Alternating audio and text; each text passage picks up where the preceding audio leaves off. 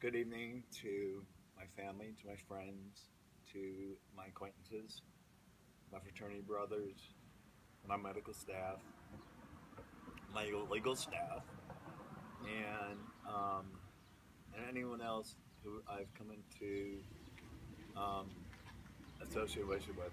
I apologize for the cars. It is a busy street. I have good news for this week, and I want to share it. And I'm sharing it with people who don't want to hear it, and I'm sharing it with people who do want to hear it. So, anyway, this time,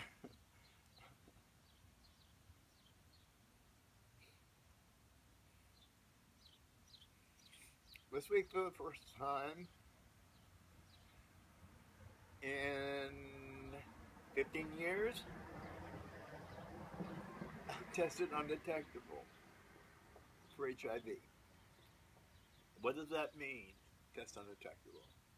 It means that my viral load is below 30.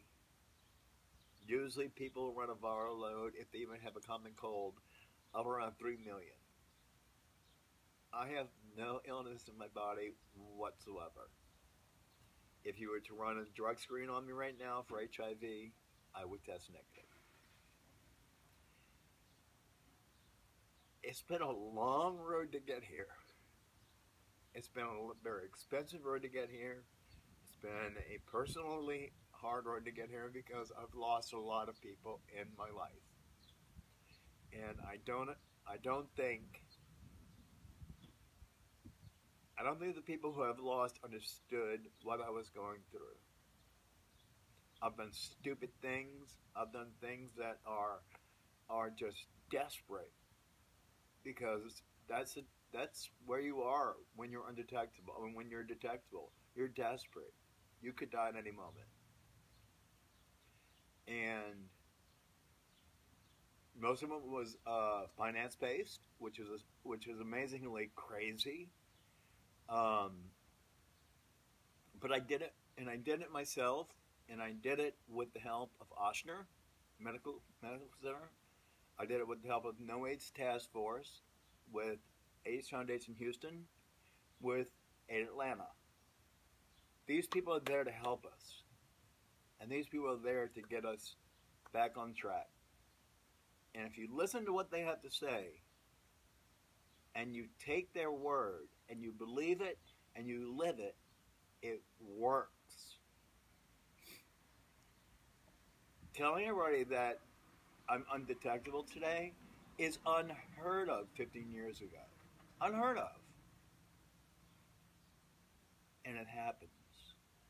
The medicines get better. Some medicines work, some medicines don't. But they get better. You know, what I have to say to my family is thank you so much for the ones who believed in me. Thank you so much for the ones who stood by me. Let the car pass. Let the ones who stood by me and celebrate and celebrate and celebrate and celebrate. The ones who doubted me and the ones who thought I was being mean or lying or what have you, you'll deal with that later. That's not for me to deal with. That's for you to deal with. You know, I did what I had to do to get by week to week for a long time. 2 years. 2 years I lived in Atlanta in a home, a 6,000 square foot home with no utilities because my money went towards medical.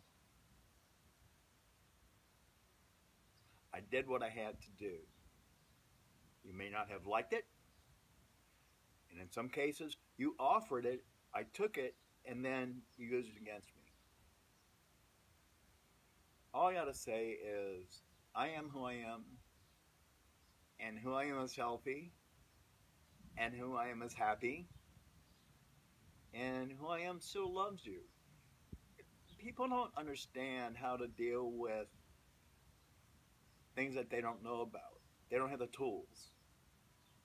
You didn't have the tools. The ones of you who turned your back.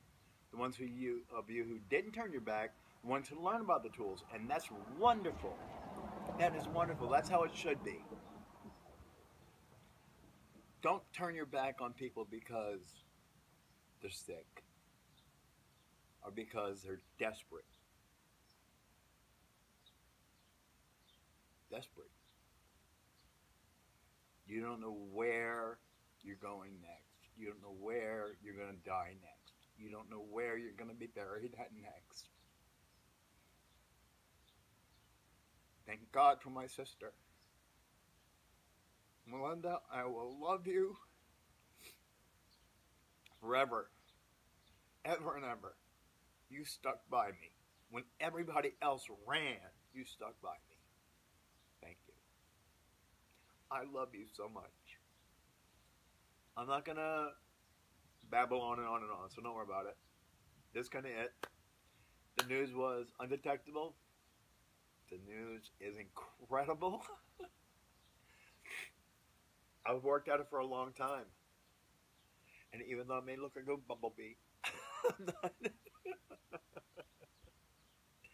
I, I love my family. And I believe in family more than anything else. I hope my family believes in me. Thank you all. I hope this falls on good ears. If it doesn't, not my problem. So, take care. All my love.